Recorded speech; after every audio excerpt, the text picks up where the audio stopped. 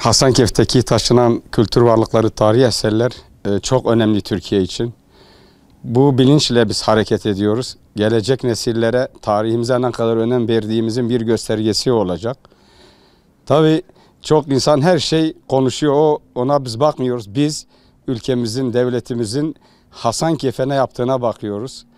İşte Zeynel Bey, Hammam, İmam Abdullah Zaviyesi, Kızlar Camii, Sultan Süleyman Han Camii'nin giriş kapıları, minaresi, Erzurum Camisi hepsi kültürel park alanına taşınarak ve bölgenin en büyük müzelerinden bir tanesi Hasankeyf'te inşa edildi. Bu bizim için çok önemlidir. Şu Nerme Vadisi'ne dediğimiz vadiye su girdiği zaman bizim için ikinci Haliç Güneydoğu'da diyoruz. Bu çok önemli.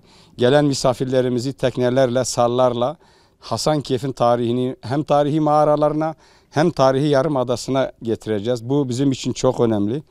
Gerçekten tüm insanlığı bu kültür varlıkları nasıl taşındığını, nasıl korunduğunu Hasankeyf'e davet ediyoruz. Şimdi planlanan tüm planlar bu sonbahara doğru yapılıyor. Suların tutulması, buraya gelmesi, köprülerin açılması, vatandaşlarımızın yeni Hasankeyf'e taşınması, eski Hasankeyf'te kalan Erzurum Camii'nin birkaç parçasının buraya taşınıp yerine monte edilmesi, minarelerin tamamlanmasıyla Hasankeyf kaba dediğimiz inşaatların hepsini bitirmiş olacak ve o zaman ince çalışmalara geçecek. Çevre düzenlemesiyle, insanların sosyal, kültürel, eğitim, sağlık faaliyetleriyle modern bir şehir olarak gelecek nesillere de hazır olacak bir şekilde Hasankeyf'imiz kuruluyor.